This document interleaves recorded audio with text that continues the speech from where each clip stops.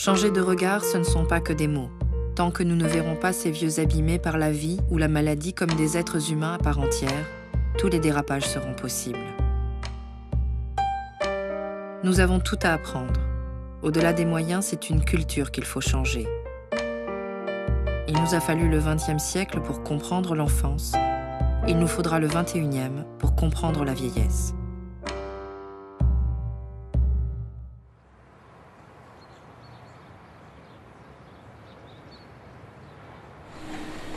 Quelques pionniers ont déjà commencé. Yves Gineste en fait partie. Il enseigne l'humanitude, une méthode de soins totalement nouvelle. Ça va? Ah! On y va? Alors, on essaie de faire des grands pas. Allez, on y va. 1. Allez, 1, 2, 1, 2, 1, 2, 1, 2, 1, 2, 1, 2. Debout, debout. Regardez, mais c'est pas possible, vous êtes un artiste. Ah, génial. Hein, c'est beau, hein? Vous voyez, à partir du moment où on essaie d'aller un peu plus vite que ce qu'il peut faire, il oublie qu'il est en panne. Hein? On redémarre? Allez, 2, 1. Avancez bien le pied. 1. Oui, mais c'est dingue, c'est extraordinaire. Mais on va pas pouvoir vous rattraper. C'est génial. On va faire une pause ici. Pourquoi il faut qu'il marche? Parce qu'un muscle qui ne fonctionne plus, au-delà de 80 ans, perd 15% de sa force après une semaine d'immobilisation, 10% la semaine suivante. En 3 semaines, un grabataire est fabriqué. Et parce que un être humain, tant qu'il est debout, il a un sentiment de dignité plus facile. 8 grabataires sur 10, aujourd'hui, sont fabriqués par la prise en charge institutionnelle. On n'a pas su, c'est pas nous qui faisons exprès, on n'a pas su leur dire restez debout avec nous jusqu'à la fin. Voilà. Et ça, c'est de la technique. Vous me donnez la main, Madame de l'Espinay. Allez, tu prends les jambes, tourne doucement, doucement, doucement. Pas jamais, jamais, jamais d'effort. Tu tiens, Madame, par devant. Accrochez-vous bien à ma copine. Je fais le tour. On y va? On va s'approcher un peu au bord du lit. On bascule doucement, doucement, doucement. Mettez vos pieds par terre, Madame. Et voilà. Le bras est là pour soutenir. En aucun cas, on soulève. Allez, on y va, Madame l'Espinay. 1. Voilà. 2. Oui. 1. 2. Il faut tenir 20 minutes par jour comme ça. C'est super. 1. 2. 1. 2. Vous voulez venir un petit peu plus près? On va faire tout doucement. Voilà, je dégrafe la chemise de nuit. Voilà. C'est super tout ça. Hein? Je passe sous le bras. Allez, On vous sèche. Je vous sèche, Madame de l'Espinay, pour que vous ayez froid. Vous ne fatiguez pas trop sur vos jambes? Hein, Agnès? C'est super, Agnès. L'autre bras? Allez-y. Voilà.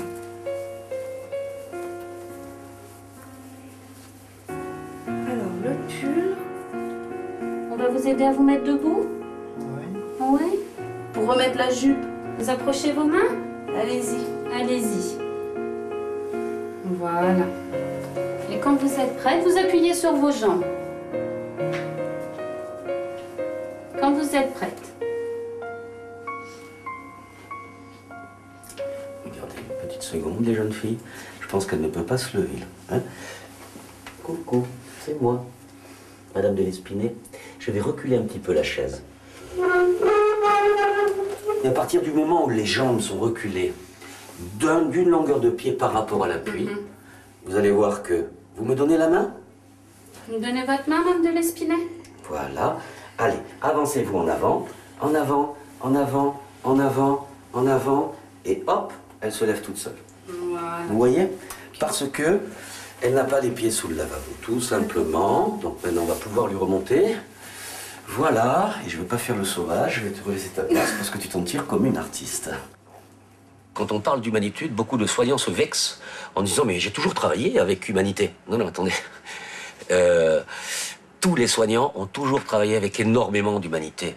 Quasiment tous les soignants. L'humanitude, c'est autre chose. Ça n'a rien à voir avec l'humanité. L'humanitude, c'est un ensemble de techniques de mise en relation qui permettent à un homme de se sentir un homme. C'est autre chose. L'humanité, le cœur, mais vous l'avez depuis toujours. L'exemple que je peux prendre, imaginez qu'un jour, vous avez un aide-soignant qui pousse un chariot, qui prenne un bol, qui remplisse un bol avec du café au lait, qui mette dedans des morceaux de pain ou des biscottes cassées, ok, qui mettent une plaquette de beurre, qui mettent une cuillère de confiture, et pourquoi pas qui écrasent les médicaments dedans, qui s'approche de la petite vieille dame, qui cette petite vieille dame n'ouvre plus la bouche depuis longtemps parce que les médicaments là-dedans, je vous dis pas le goût que ça a. Donc, vous allez m'aider parce que je sais pas, hein, j'imagine un film qui n'existe pas. Que va-t-on faire éventuellement pour la faire ouvrir la bouche? On lui pince le nez. Donc éventuellement, dans certains endroits, nous pourrions lui pincer le nez. Quel repas il y a? Quelle différence avec le repas de mon chien? Aucune. Aucune. Eh bien, ce type de repas, je l'ai donné pendant 5 ans. C'est les seuls repas que nous donnions. Quand moi, je travaillais depuis 1979 jusqu'en 1984 dans les hospices, je n'ai vu que ça, et c'est comme ça que nous nourrissions les gens. Je n'étais pas un soignant, pourtant je suis le même et j'ai le même cœur. Ok? Voilà. Je n'étais pas un bon soignant. À l'époque, dans ma manière de donner à manger, j'étais vétérinaire d'humain. Eh bien, vous voyez, nous serons des soignants quand nous nous occuperons de l'humanitude. La relation est importante en gériatrie? Oui. Elle est capitale, c'est le fondement même de la prise en charge gérontologique. Mais on s'aperçoit que dans la relation, qui a appris à regarder? Personne. Qui a appris à parler? Personne. Qui a appris à toucher? Quasiment personne.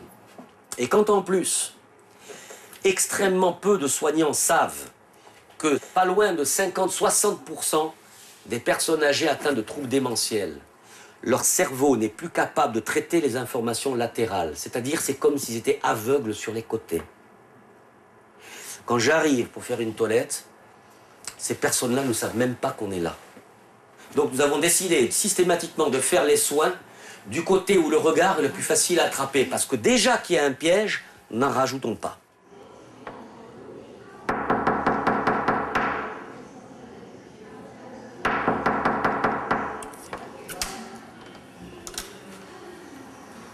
Bonjour, Martin. C'est Caroline. Bertha. Vous êtes endormi? Je suis là pour faire votre toilette.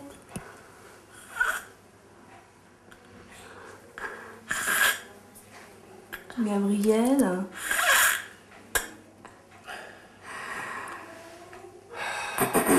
Là. Madame Bertha, on va faire votre petite toilette intime. D'accord? Tu restes en relation avec madame, tant que tu peux, hein. Yves, il va vous laver. Là. Voilà. Allez. Là, on va y aller tout doucement, hein. Allez, Gabriel. Attention, que je gagne un petit peu ici. Ça y est. Vous voyez, le bras est totalement fermé, il est inaccessible. Alors, je vais récupérer, c'est toi qui passeras le gant s'il le faut, en passant ici tout doucement. Là, là, je vais passer là. Là, je suis passé ici. Je tiens 1 et 2. Tout doucement, je caresse. Et je vais gagner au fur et à mesure. Ah, attends, là, voilà. Et ben voilà. OK. Comme un enfant de 5 ans, tu as vu? C'est étonnant, hein? Gabriel, voilà. Je vais pouvoir vous laver sous le bras. Voilà. Et pour les doigts qui sont toujours fermés comme ça, je prends l'extrémité des doigts, j'ouvre, non pas ici comme on fait d'habitude, tu mets juste le bout des doigts. Là, tu vas voir. Eh bien, ça y est, madame, elle a ouvert. Ça y est. C'est bien, Gabriel. Elle a compris. Regarde. Bien. Puisque tu es, moi, je mobilise. Et profites-en, parce que la main ouverte, c'est très rare. Et voilà. Oh là là, ça y est. Ça y est, madame, elle a compris que c'est fini. Ah, bah c'est bien. C'est génial quand c'est comme ça. Voilà.